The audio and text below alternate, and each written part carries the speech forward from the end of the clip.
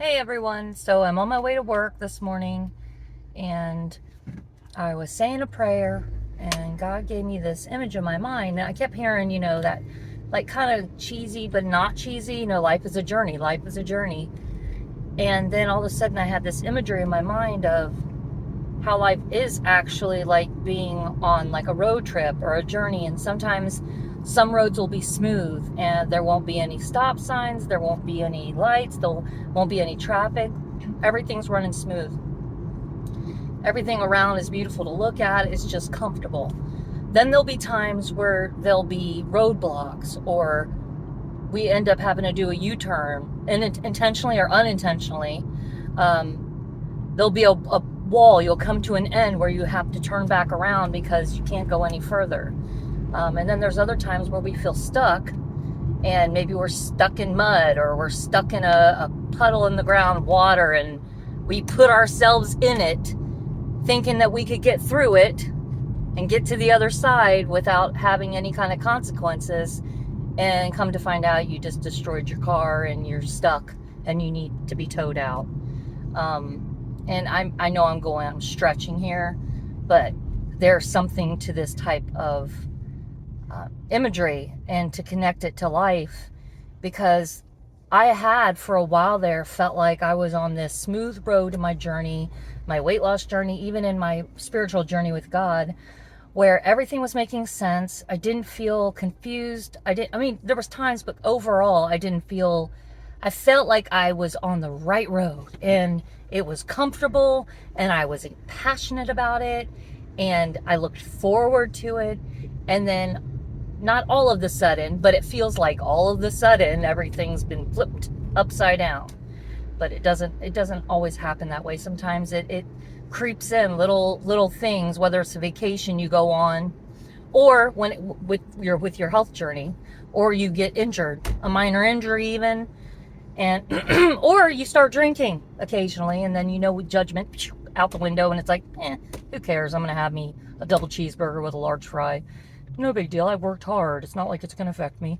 And then you keep getting good weight loss, and then you're like, oh man, I can do this. All right. And then before you know it, you've been making those little decisions so much that the scale starts going in the opposite direction. And then you find yourself where I'm at right now. Or on your spiritual journey, where you find yourself not praying as much, or not reading the Bible as much, or spending time in fellowship with other people, like-minded people that believe like you, to help keep you accountable, help keep you afloat. And you find yourself isolating more, which I'm sharing from my own experience. And then all of a sudden not all of a sudden, I keep saying all of a sudden, like all of a sudden everything's different. But it feels like that when you all of a sudden, that's the word of the day for Sarah. You wake up and you're like, how did I get here?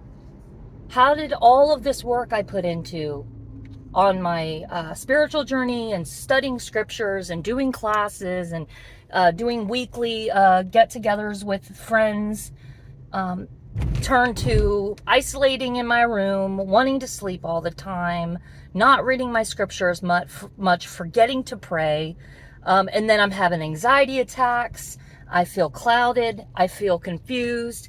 I feel distracted. It all makes sense, like why I'm feeling this way, because I have gotten away from my faith. I've gotten away from God.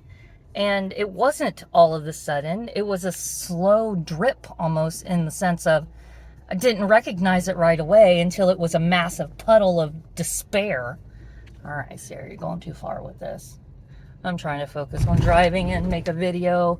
But this was on my mind. I needed to just get it out of my head. I need to start getting out of my head more often, and not just doing these little videos. These do help me a lot. But also, I need to get back into hanging out with people that are honest with me, but love me, and they tell me the truth in a kind way, and don't co-sign my BS, because the only person that lately that I've been hanging out with is myself. Woohoo! Which isn't bad unless I'm not doing well, because I'll sit there and just ignore what I'm going through. or I won't talk about it, and like out of sight, out of mind, and it just festers and builds and builds and builds.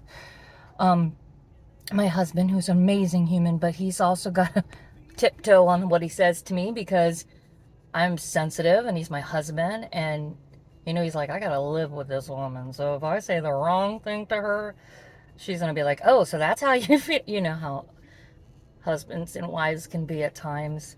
So he's trying to be supportive, but also not say the wrong thing to upset me. He's not put in a position to always call me out on stuff. He does in his own kind way, but I need to be around women that can call me out and they don't have to live with me, you know?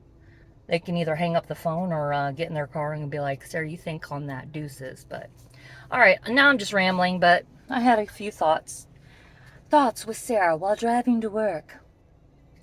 Warning, do not drive and hold a phone in your hand while not looking at the road. No, I'm just kidding. I don't even know what I'm saying. Bye.